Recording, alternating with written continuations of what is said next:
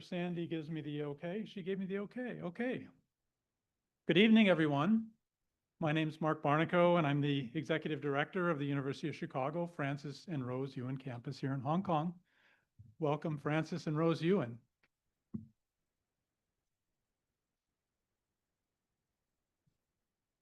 I want to welcome everyone for joining us in person and online this evening. It is quite a large audience that we have this evening. Before we begin, I first want to express the University of Chicago's community's heartfelt condolences to the families affected by the Tai Po fires. We also wish to acknowledge all the firefighters and the first responders whose actions protected so many people. Our thoughts remain with all who were affected by last week's tragedy. You're in our thoughts and prayers. Hong Kong is home to the University of Chicago's flagship campus in Asia, a place where our faculty, students, and partners advance ambitious research, world-class education, and deep collaborations across the Asia-Pacific region. The Hong Kong Jockey Club academic complex that we sit in here today and the Francis and Rose Yuen campus is home to the Chicago Booth's Sokolov Executive MBA program. We have many of our MBA students, EMBA students in the audience this evening as well as online. And we have some prospects here as well. So we're excited to have you join the program. This is also home to executive education for the university in Chicago Booth. We have exec ed going on this week. We had classes last week here on campus. We also have study abroad on this campus, as well as the Polsky Center for Entrepreneurship and Innovation and the Rostandi Center for Social Sector Innovation. But many of you may not know that we also on this campus have our own podcast called The Course. And it was a project that we came up with internally to feature about 140 of our UChicago faculty who talk about how they became professors. So I encourage you to listen if you like podcasts. We also will be in our third year of our Summer Academy for high school students in 2026. The program is growing leaps and bounds. So you might want to watch for announcements if you have high school age students in the coming weeks so you can reserve a spot.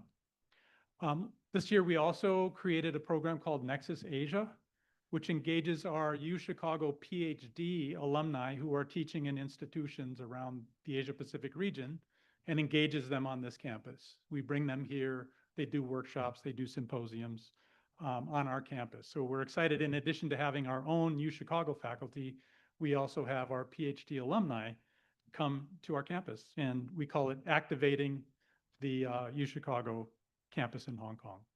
And then finally, our Trailblazer Forum, that's our signature program.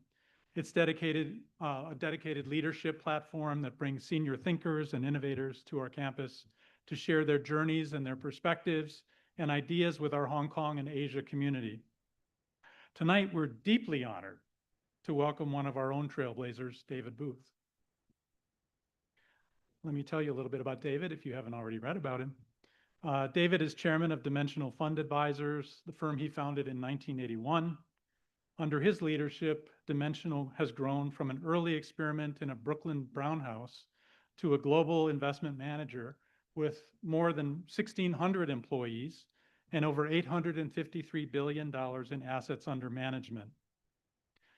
David's a pioneer in modern finance, why we're calling him a trailblazer this evening. He helped create one of the first index funds in the 1970s and launched the first passively managed small company strategy in the early 80s. His career has been dedicated to translating cutting-edge academic research into practical investment solutions, helping define what we now call factor investing. And I hope we can get into some of that this evening in our conversation. David received his bachelor's and master's degrees from the University of Kansas, and in 1971, he earned his MBA from the University of Chicago, a place he often credits as foundational to his later success.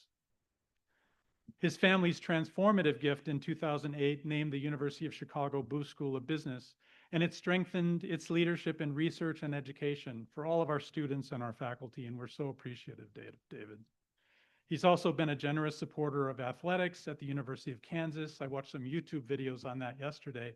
That's really an impressive facility that you're building in Kansas. And you did that and developed a lifelong, because you developed a lifelong appreciation for the role of collegiate sports in the building of community. Beyond finance, David is an avid art collector and a supporter of cultural institutions in the United States. The David Booth Conservation Center and Department is responsible for preserving the Museum of Modern Art's collection in New York, which is really very, very impressive. I'd like to hear more about that tonight too, David. So please join me in extending a very warm and enthusiastic welcome to David Booth.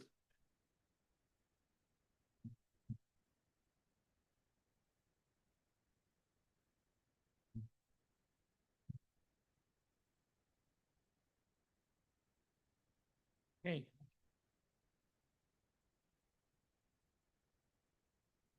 Thank you so much for joining us. We're excited to have you back on campus. You were here at the opening. At the opening, right. Yeah.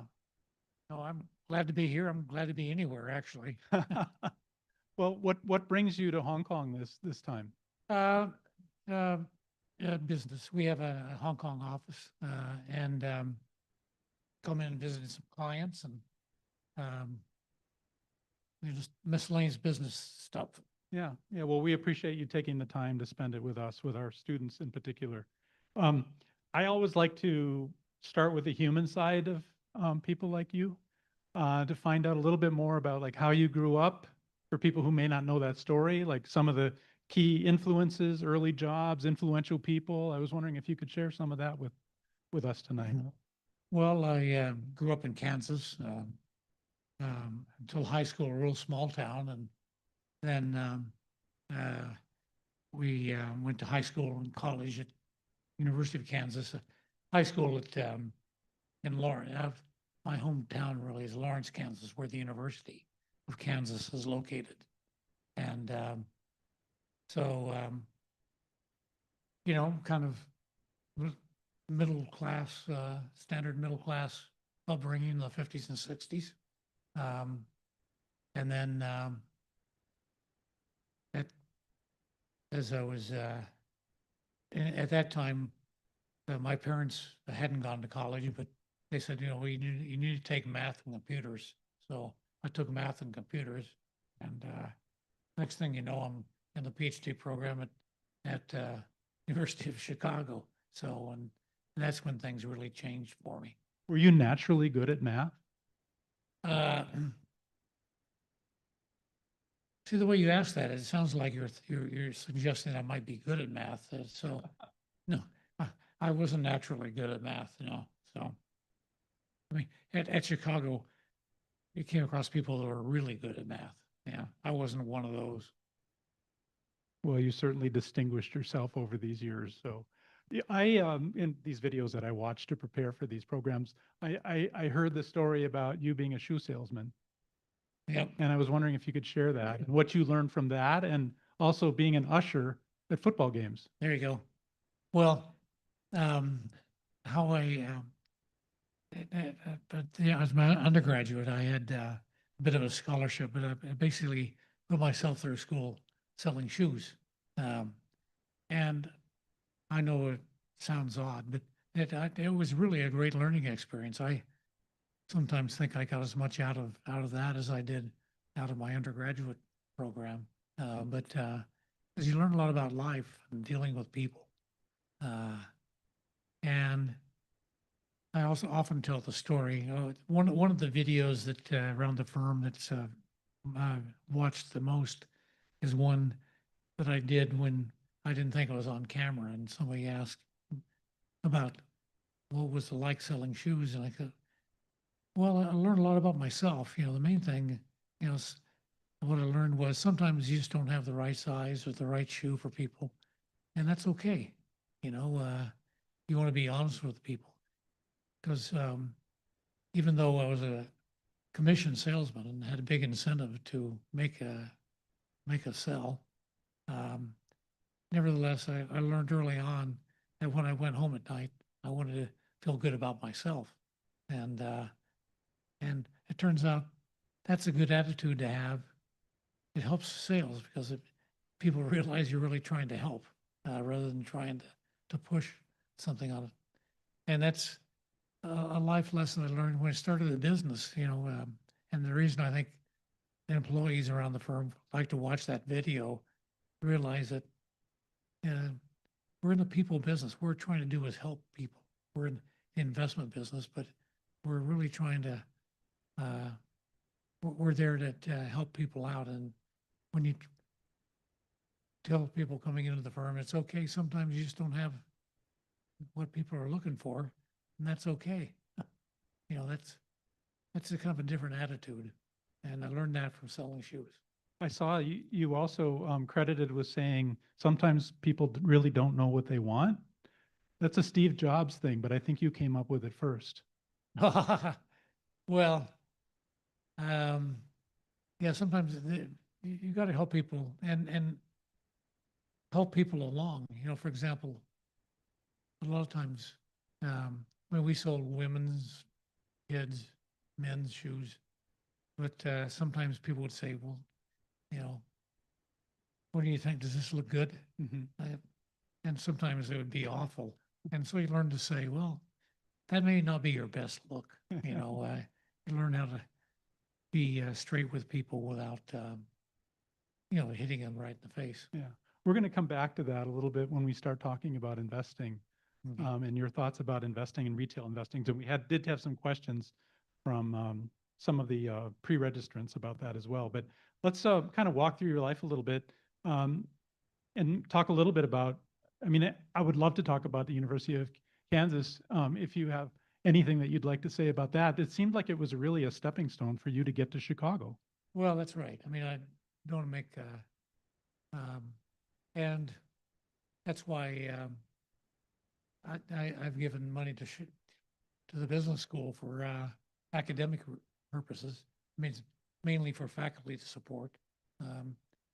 And for Kansas, I give to the athletic program. Yeah. So, no, I think what was interesting is that you mentioned that you actually had U Chicago, people who were alumni of U Chicago were teaching you at University of Kansas. yeah, that's how I got to Chicago. Yeah, and they kind of led you down that path. Yeah, I was, took a finance class and a statistics class while I was at Kansas, and both the professors who were terrific had gone to Chicago, and I go, well, maybe I want to be a professor. And so they go, well, you got to go. If you want to study finance, you got to go to Chicago. So they helped me get into the program. I thought it was interesting. You said that you thought you wanted to be a professor. Tell us a little bit how you went from wanting to be a professor to then getting your MBA and then moving on from there. Well, so my first semester, first course, one of the first quarter, I took FAMA's course. It was a 2-quarter course. And then the second year I worked for him. And I worked really hard, and I went home my second year at Christmas time, and we went down to my grandparents, my paternal grandparents. And it's a farming community. My grandparents lived in a house that didn't have indoor plumbing, had an outhouse, and, the floors were all linoleum, no rugs, that kind of, and I'm thinking, hey, I'm in the PhD program at Chicago. I'm working for FAMA. And I noticed that these people were having fun, and I was totally stressed out. I go, I think this is a life lesson here, that I'm not really cut out to be a professor. It wasn't, I was doing the work, but it wasn't natural. And I enjoyed selling shoes, and I don't enjoy the PhD program. So I decided I want to apply the ideas. And what was great was I just came along at the right time. A lot of good academic research was coming down, and it wasn't generally known. So it was a great opportunity to go out and apply these ideas. Now, did you spot that opportunity or did FAMA help lead you there? Well, when I decided to leave the program, um, well, we have people in the economics department here too, right? So I'd done this paper for Milton Friedman, and it came time to present the paper. I co-authored it with another student, and Milton didn't think too much of the paper. He didn't really criticize it, but he just talked around it. I go, I'm knocking myself out, and this guy is. The thing about Milton, he could argue either side of an argument. He would win regardless of which side he was on. The way Fama says, Milton won more arguments than he should have, and I go, I'm not cut out for this, and so I walked in the next day to Fama's office. I said, I think I'm going to leave the program, and he said, well, he had this guy, Mac McQuown at Wells Fargo, that was wanting to apply ideas, particularly thinking about coming up with an index fund, starting an index fund.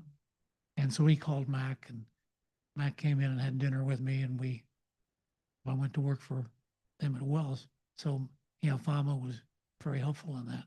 Fantastic. And is that when you made the jump from Chicago to Brooklyn Brownstone and No, that was startup phase, or? No, we went to work at Wells, and they were,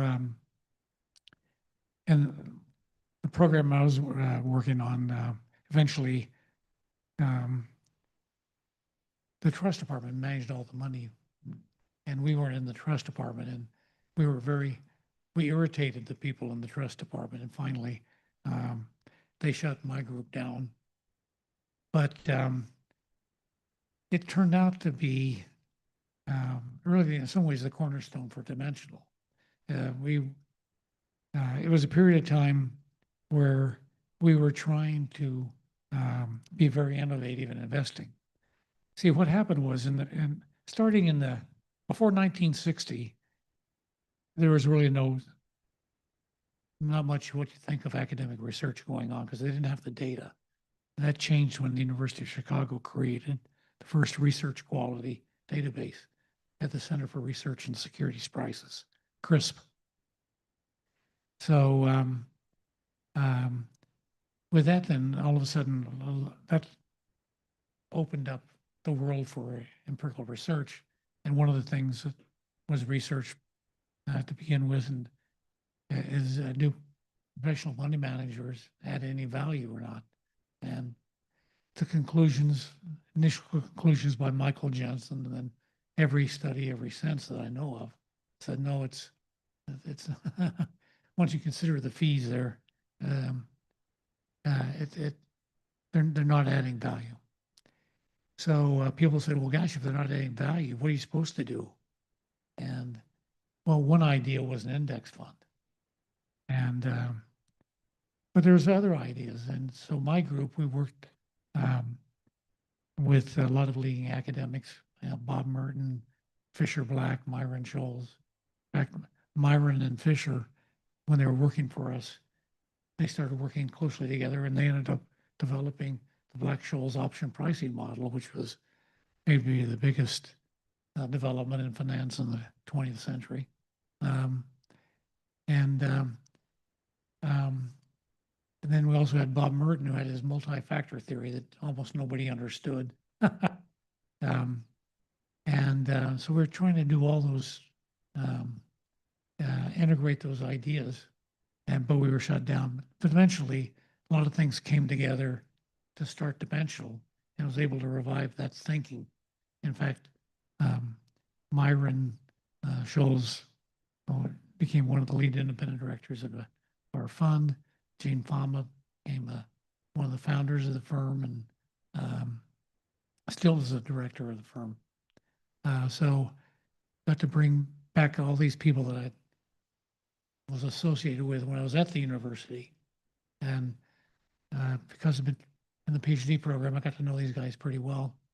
And they rallied around to the idea of what we were coming up with, tried to help out. That's an incredible story. I always like to try to understand like what some of the challenges were when you start a business like that, and the challenges that impact your ability to scale. Yeah, well, we were starting on a shoestring budget for sure. And this was before computers. No, well, they had, no, in fact, we started at Dimensional in 81, yeah, so we started basically the same month the IBM PC came out. So I remember we got one of the first IBM PCs, and I opened the box, and the programming language was BASIC, which I hadn't programmed. So it was had to get up to speed pretty quickly and figure out how to program that. And I was to answer your question, the people that are involved end up having to do everything because you don't have a staff. So I was our systems programmer. I was our portfolio manager. Helped on the sales. It was because we were a brand new firm, obviously no track record, and we had a new idea that was the idea of creating a portfolio of small cap stocks. The term small cap wasn't even used. By small cap means small capitalization, smaller. Our initial clients were all big institutional clients, and they only invested primarily in the stocks of large companies. So we said, look, I think you ought to gain access to small companies rather than just having all your money invested in large. That almost feeds into my next question, which is related to like, how much pushback did you get from the traditional financial world as you were kind of coming to market and trying to introduce these new concepts? Well, I mean, a lot of pushback. That was the whole challenge is finding out if you talk to enough people, there's going to be a certain percent want to innovate and want to do the right thing. And so the challenge is, can you find those people and get them as clients before you run out of money and have to close your door? So that was, but we had a lot of success initially. But the trouble was because we were a new firm, people didn't give us very much money. They gave us a small amount of money just to try it out to see if they liked it. So that was a challenge, getting through that period of time where you don't have much cash and and whatever everything went into the firm. Did you ever have a moment where you didn't think it was going to work? No, the challenge was, are we going to die before we before we're successful? It's not like a government agency where if you run out of money, they just send you more. I mean, it's you have to do with whatever you have, and we borrowed. We raised some outside money. It was, and then when we got successful, we reinvested everything. We didn't pay a dividend to our investors in our firm for 15 years. So it was, it was a lot of fun, but, I think the question people go, well, wasn't that risky? I go, no, it wasn't risky. I mean, there was a good chance we wouldn't have been successful. But in terms of a career risk, I knew I could always get a job, so in that sense, it wasn't particularly risky. I want to go back to shoe selling. I said I would come back to that. And maybe like how you grew up too, because I kind of face this with my own family, which is how do you think about and how do you articulate to people who aren't sophisticated about investing to embrace investing? Well, I think one of the things I've been working on the last few years is really drawing parallels to life, the issues you face in life. Investing is complex and uncertain, so is life. And so by this time, everybody here has learned how to deal with uncertainty in their personal lives. And investing is a lot the same way. in that the big challenge is, you can't predict things for sure. That's people think you have to predict things, or people think sometimes there's an optimal solution to things. And typically in investing and in life, I don't know if there's really an optimal choice. You just have to make the best choice you can, given the information you can. And sometimes it works out and sometimes it doesn't. One of the things too, I always like to ask people like yourselves is this transition from like founder to CEO to executive chairman and some of the challenges that you had to face kind of in each stage as you evolved with the firm. Well, as a founder, the big challenge was it takes everything you have. I mean, it's in fact, the first my first office was my apartment, and so you know, basically when I wasn't awake, I was working. I mean, when I wasn't asleep, I was working.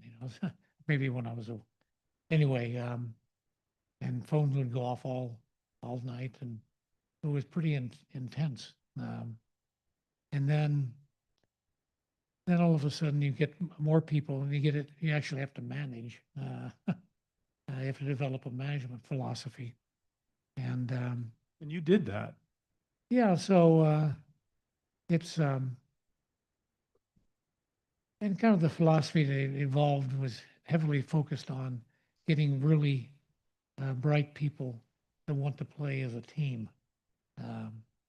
When you're starting up, it's a solo. I mean, you may have, we had a group of people, but everybody was on their own. And everybody had to do a little bit of everything. But eventually, then you have to, you realize that what a firm is about is doing things you can't do on your own. That's why you have a firm. And then you started figuring out what kind of firm do you want to have? And the kind of firm I wanted was something where I wanted to come in and work every day. I didn't want to come in and have a lot of stress and agony and people yelling at each other. So and I wanted to have people to have a good work-life balance, even though as the founding stage, you don't have a work-life balance.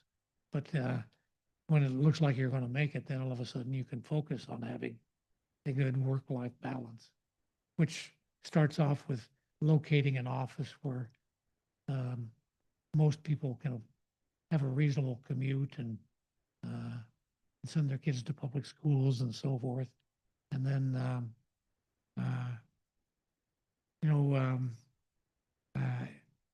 when we started, we had kind of regular office hours. I said, yeah, those office hours are there because we don't want you there after office hours. Some people think you have to work hard. I told people, look, I work hard from 8 to 5. And after that, as I got older, I don't have, that's all I've got. I need to go home and rest up.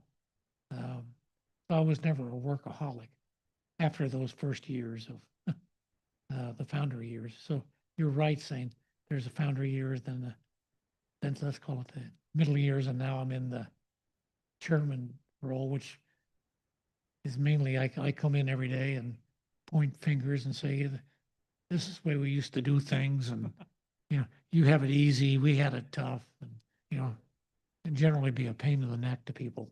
So a lot of people don't make it past that founder stage. They just don't have the EQ to be able to evolve to the next stage. Yeah, well, I've always liked the idea, if I can find somebody else to do my job, I'm happy to hire somebody to do that. And eventually, what I was really looking for, and it took me years to find people that could replace me as CEO. It ended up being 2 people, 2 co-CEOs. And when it was pretty clear they could, well, now, I mean, they can do a much better job than I could. The skills you need for startup and management are not the kind of skills you necessarily need for this second generation. There you need professional management skills, and I'm not a very good professional manager. But it's good, I mean, to be able to recognize what you're good at and then where you need to bring in the help to support wherever you want to go with the firm. I think that's really critical for success. And Yeah. the values laid the foundation for that. Yeah, for some reason, that reminds me, for the first 20 years, we didn't have an HR department, for example. You get to a certain size, you got to have an HR department, and we rely heavily on it. I think HR is a very valuable function, but it took me a long time to really appreciate that. But did you have a lot of longevity in the firm with your staff? Yeah, right. We have, in some ways, one of the concerns we have is people state our turnover rate is too low. Because you need fresh faces coming in, and I'm not sure it's a good signal. If you have real low turnover rate, it may mean that you're not aggressive enough or something. I don't know. Well, you were there in 1981 when technology started to disrupt with the personal computer. A lot of people in the audience online asked if you could talk a little bit about what you see going on with AI. And then if you want to get into cryptocurrency, they'd love to hear your thoughts on that as well. Okay, well, AI is going to change the world, right? I mean, I don't think, and but it's not clear who the winners and losers are going to be. There'll be winners and losers, particularly when you start talking about people are investing hundreds of $billions in data centers. I mean, that's not all those firms will be equally successful. It kind of reminds me of the gold rush era in California in the 1850s, you know, when a lot of people went out, looked like gold. And it would turn out to be a big deal. But who made the money? I mean, there were some guys that panned gold and made a lot of money, but very few. The people that really, one of the firms that made a lot of money was Levi Strauss. They sold the jeans to these people. So AI is going to change the world, but it may not be in the high tech. Doesn't necessarily mean it'll be in the high tech end of things in terms of who will make the money. I mean, clearly high tech will change the world, but we'll see who makes the money from all of that. So we use AI in different, you know, particularly menial, you know, the drudgery, reading through texts and stuff, you know. AI can be very helpful. They'll put a premium on people that can take the output from AI and say, yeah, that's reasonable. You still need critical thinking. So we can cover more about AI if you want, but there'll be, and like all technologies, it can be used for good or bad. You know, there are a lot of kind of dystopian points of view about kind of like Blade Runner world. And my guess is that's a low likelihood. I think it'll somehow, if AI is as good as they think it will be, they'll figure out how to make life better for humans rather than destroy them, I think. That's just a guess. And then cryptocurrency, do you have any thoughts you want to share with the audience? Because I know they're going to ask if I don't ask you. Well, you take Bitcoin. It's not clear whether there's any economic value there. I mean, eventually with blockchain and stuff, you know, things like cryptocurrency can come along and have an economic value because they can make transactions cheaper, for example. But it's not there yet, at least with Bitcoin. So we don't have any Bitcoin strategies, and I mean, I don't want to argue that it's a bad investment, but I don't see why it would be a good investment if there's no economic value there. But that makes me sound like an old fuddy-duddy, which is fine because I am old. But you get the younger generation that's coming into the firm that are sort of advocating for a position in crypto? Not once they've heard. I mean, they may advocate it from other. They don't come to me with it anyway. And hey, look, I'm wrong on a lot of ideas as well. I could be wrong on that, but I don't like to invest in things I don't understand. Well, I'm going to shift to the arts because that's a passion of mine as well. And I'm wondering, since you're such a strong supporter of the arts and culture, in the United States. How did your interest in the arts actually begin? Well, I don't really know because I probably was always interested in art, but didn't have any money, at first. And but I went to museums and so forth. And I remember ever getting out of school, one of my first purchases was a poster from MoMA, a Mondrian poster, uh, cellophane or plastic wrapped, that was in my living room. That was my art piece. And I always liked art. And as I got, more successful as I was able to start buying art, it really became a bit of a passion. So the last 15 years, I've been pretty aggressive in buying art. Can you talk about that just from an investment standpoint as well, and your kind of your thinking about art as an investment, or do you think about it just the pure passion? Well, I don't. I mean, it's a type of investment that may or may not be a good investment, but uh, it, it brings joy. So it's about consumption. It's one of the rare investments.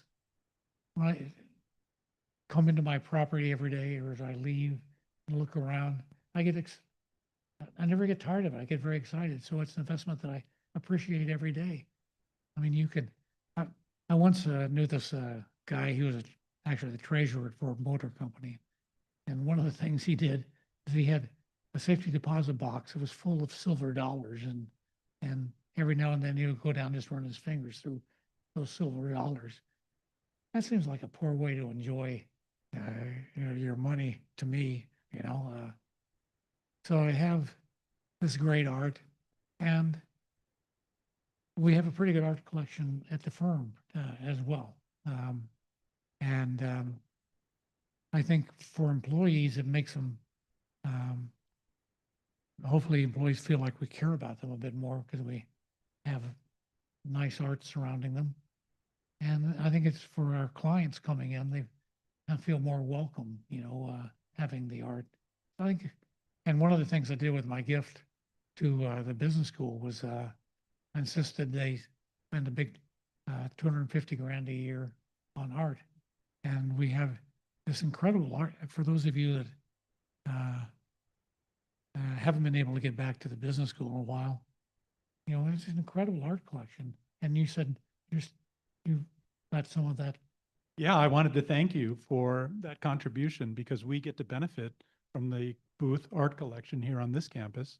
And for those of you that haven't walked around campus recently, we just over the summer, we changed a lot of the paintings. We shipped some paintings back to booth and then brought new paintings over. So we get to enjoy a lot of the investment you made in art and making our environment a better place to study and to work. Right. Yeah, it's one of those things that, you think real business people don't think about art, it's just all bare walls. But no, I think art improves the environment, and I think the purpose of art, one of the purposes of art is to get people to think. And if you have things that encourage people to think, then I think that gets reflected in business. When you think about philanthropy, and Chicago has been an incredible beneficiary of your philanthropy, University of Kansas, Museum of Modern Art in New York, do you think about it from the things that contributed to your life, education, art, and just the passions in those areas? Is that how you think about philanthropy? Well, that's part of it. And the other part is paying back.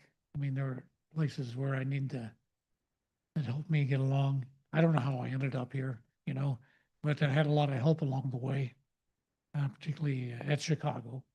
And back when I gave the gift to Chicago, I said, it's not a gift. It's really a partnership distribution because you trained me and all these professors helped me start the business and keep it going. And so it's just really payback. That was for Chicago. For the Museum of Modern Art is more, I think people overlook the importance of conservation when talking about art. So I wanted to, I provided the funding for a conservation center there. So it's just stuff that makes me feel good. It's And I don't do things because I think I have to or I'm supposed to. I do things that hopefully can make a difference somehow that people really appreciate and makes me feel good. That's really it. Well, we really appreciate it as well. Thank you so much. Before we go to audience questions, I had one last question for you, which is circling back to why you're in Hong Kong. But what are your thoughts about Hong Kong as a finance center and the kind of the long-term prospects of Hong Kong as a finance center? Well, I'm not an expert in this, but it's you have all the critical ingredients. I mean, in some ways, Hong Kong is the investment banker for Asia. I mean, investment banking kind of flows through Hong Kong. So as long as you don't screw things up, I think it's going to be a great opportunity. And the world needs Hong Kong to be a good investment banking or financial center. I think the recent, as we were talking with Francis and Rose in the green room, the integration of the Greater Bay Area and Shenzhen and the technology that's being developed there is also really instrumental in now helping propel Hong Kong even further as a finance center. Yeah, right. I mean, it's kind of the center of what's going on, what's happening. Really I love dynamic. the centers. Yeah. Well, let's turn it over to audience questions. I think we have people with microphones if you have a question for David. Raise your hand. There's one. We'll try to squeeze as many questions as we can into the next 16 minutes or so because David has a hard stop. Hi, David. Hey, my name is Mei Chen. I'm a Chicago graduate of 2012. I currently own and run my own investment firm. We invest in public equities mostly and active long-short style. And we invest a lot in the US as well as a part in Asia, Hong Kong, China. I actually want to ask you a question about where the US is heading because Ray Dalio, he has this famous theory about, the changing orders of countries, and he's mapped out an arc, right? A country is on the rise, and then there are a couple of factors that you can monitor to know that a country is in ascent, and then it kind of peaks out, and then it's on the downward trend. And there are several innings to that trajectory, and I think a couple of signs are, for example, internal conflict, and the people are struggling, competing for the shrinking resource, and also turbulent economic conditions and political instability, et cetera. And then the next inning would be the loss of reserve currency status, mounting debt, et cetera. So I want to ask about your understanding on where the US stands currently, whether we're in the fifth or sixth inning of things, and could there be a world that you see that the US dollar is no longer a global reserve currency in the next 10 to 20 years? Thank you. Well, in terms of the currency, I mean, it is one of the worries. I mean, I'm not predicting anything, but the U.S. has benefited tremendously for being the kind of the global reserve currency, and I hope we don't screw things up so much that we lose that. That's a valuable franchise. The kind of life cycle of countries and stuff is, there's a lot of discussion about that. But at the end of the day, investing comes down to, each individual investment by each individual investment. And somehow, we're really keen on accepting market prices being good indicators of value. Now, so the kind of the arc of, the stuff that Ray Dalio, studies, and maybe he's good at figuring out, we just, I think that's not something we spend a whole lot of time on because we just go in every day, markets are where buyers and sellers come together and try to establish value on these companies. And, you know, to the extent, you know, in fact, some of the best performing companies long-term are those that are in, you know, in industries that don't grow very rapidly. They just have a high cost of capital. So when you start talking about there may be countries may in decline or whatever, maybe that means the cost of capital of those firms is going up. In which case your investment, you know, it may be a good time to invest. Those are good opportunities if they have a higher cost of capital. But, you know, that's pretty esoteric stuff. And I don't have any data to support any of my concerns there. And that's one of the things I do still remember from my days at Chicago. If you don't have good data, and I don't, then I really don't get engaged in that argument. Thank you. Another question up here in front. Third row, next to the camera. Sorry about the cameras. Thank you very much, Mr. Booth. My name is Jeffrey Wong, and I'm a current EMBA student of the program. So, like, what's your best advice to the younger generation in terms of career? Like, how we can maximize what we get from the program? And second one would be, what's the best advice you have received, career-wise? Well, first off, I don't give people advice, so I find them kind of, but I think this is a great time to be in the financial services industry. I think things are changing rapidly, and that creates a lot of opportunity. I think there are, particularly in the wealth management area, there's a huge problem with retirement income, you know, the problems that people are working on. I think there's the opportunity for creative solutions in that area.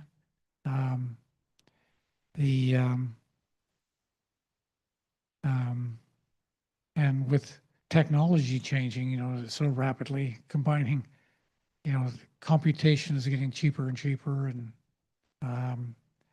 so I think those are some kind of natural areas. The world's always going to need good people to help people manage their finances. So I think it's always going to be a good industry. You know, the usual bromides you get about, you know, look at things that you're good at and that you're passionate about, and, you know, just get stuck in with it, find a good, it's not where you start that's really critical, it's where you end up. So finding places that have potential for growth is always a good idea. But these are things you already know. But just, you know, follow your passion, be true to yourself, figure out what your values are, and live life according to your values, I guess, that would be my advice. Next question. Right in front here, right in front of the gentleman in the second row. Thank you, Mr. Booth. Thank you for your insights. I actually have, I'm Feng Liu from AXP22. I have a question relevant to the future of the asset management. So the asset management industry is currently actually undergoing a profound transformation due to the ESG data as well as the geopolitical shifts. So for the manager, I mean, the active managers, so what will be the most important source of the competitive advantages in the coming years? And how can a firm like DFA continue to thrive without compromising its foundational principles? Thank you. Well, I worry about that. I mean, I think the ingredients we had for success can go on for generations, which is make sure you're plugged in to the latest in the science. I mean, and the research, make sure you understand the science as well as anybody can understand the science, just like in medicine or whatever. And if you understand that well and you focus on executing well, then there's a good chance you'll be successful. And that's without trying to predict where things will go. 20 years from now, things will look a lot different. So all you can do is, based on the current science and research, come up with the best investment approaches you can and execute them well and deliver them cost effectively. Over the long haul, you're going to be okay. That's kind of the formula we've had, and I think that's a formula that can last. It's not really tied to any one particular thread. But just, and if other people come up with good ideas, copy them. You don't have to think of the next great idea, but just be, for example, 10 years ago, we didn't get involved with ETFs. And now we're the largest active ETF manager. So you just follow your clients, keep up to speed with technology and the science, and get the best mind you can working on designing, strategies and services. Over the long haul, you're probably going to be okay. That's a great transition to a question that came in from the audience online. If you brought an AI agent into your team today, so you hired an AI agent instead of a person, what is the one thing you'd most want that AI agent to solve, like a problem that you have within the firm that you think AI could solve? Well, I guess I'd go,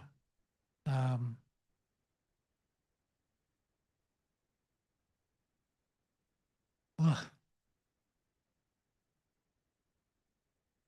actually, some of these things don't exist. The idea of having a solution probably is a bit strong. But concerns and problems that they could be very helpful with. It's just the overall complexity. We buy 10 or 15,000 stocks around the world, and we have a couple thousand, fixed income obligations.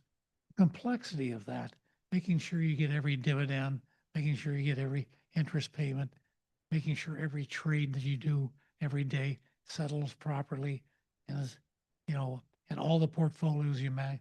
That is complexity. Now, I would think that AI can probably be helpful, integrating all those different areas of the firm, and maybe help simplify the management structure. I love that answer. That's a great answer. Yes. Wait for the mic. It's coming your way.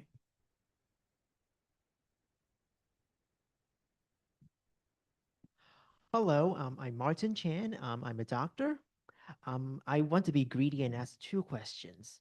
The first question is, how do you spend your 24 hours in each day? Assuming you only have 24 of them.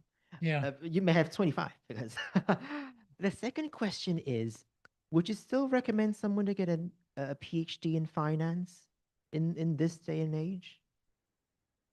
Thank you. Okay, well, that's actually, I haven't thought about the PhD. It's probably more valuable now than, well, I mean, it's a lot more valuable than when I was a PhD student. See, one of the reasons I left the program was when I was in school, getting a PhD, the only reason to get one was to be a professor. Now, if you want to work on Wall Street, it's kind of a good idea to get a PhD in finance. So if you are interested in the kinds of, quantitative research, that sort of thing, I think a PhD is very valuable. What was the kind of the first 24 hours. 24 hours. Well, try to spend, let's say, 8 hours in sleep, roughly, not 8 hours in bed. So I don't know how much of that you're really sleeping. But I think it's a good idea to train yourself to, even if you're just kind of laying there. Then I work, this is during the week, and then I work, let's say 4 hours, have lunch with my partner, and then I head home, work out for, make a few phone calls, follow-up phone calls from home, work out for an hour and a half, and then get ready for dinner. And then most days try to focus on the perfect martini. Am I getting into too much detail here then? And then either read or watch sports. I like to watch sports, or some of the TV series. I watch a little bit of entertainment, then go to bed, and there we are. So a lot of, it's kind of platonic in the sense that, you know, a lot of physical activity as well as business and socialize along the way. A lot of this is like dinner and so forth is socializing as well. Thank you. In the back, in the burgundy jacket. Hello, Mr. Booth. This is Kevin, MBA/PhD from Chicago 5 years ago. I do have a quick question about this artificial intelligence trend.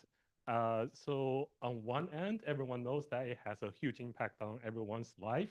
At the same time, everyone is talking about the AI bubbles. From an investment perspective, I'm curious about your opinion on this topic. Is it truly a bubble, or is there something that we didn't catch, like in this industry and in this investment? Well, I mean, the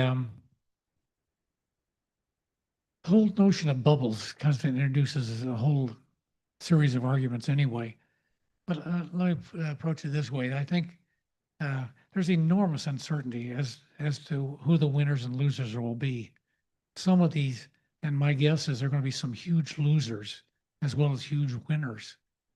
And the huge losers, people will say, well, that was a bubble. I don't know. I think that we all agree it's going to be huge, and necessarily there'll be winners and losers. And you know, Schumpeter has the great phrase, creative destruction. You know, there'll be a lot of destruction along the way as we get the benefit of the creativity. So there will always be somebody saying that was a bubble. But I don't think so. I just think that's the natural evolution. You know, if you say computers are going to disappear, okay, that was a bubble. But I don't think, I mean, we all agree technology is going to be more and more valuable. Well, that's about all the time we have since David has a hard stop. So I just wanted to take one more opportunity to thank you, David, for coming to the University of Chicago, Francis and Rose Yuen campus here in Okay. Hong Kong. We really appreciate it. Maybe everybody give David a round of applause. Want to thank you for your generosity to the university and all the commitments that you make to other institutions, obviously, but to education especially. And your, you know, vision and your ability to build and also be a visionary philanthropist. That's something that's, I think we can all learn from you as an example. And I want to thank you for that. For our online audience, you'll be seeing some slides about upcoming programs. We have 2 programs next week, one with Professor Ken Pomerantz, and then Brian Leader from the University of Chicago will be giving an open talk on Thursday evening. So we have 2 programs coming up, and then don't forget the course podcast. You'll see that. Thanks for everybody who came and joined us online, And for everybody who came in person, again, thank you so much, David. We really appreciate you visiting campus here. Oh, that's it. Trailblazer Trophy.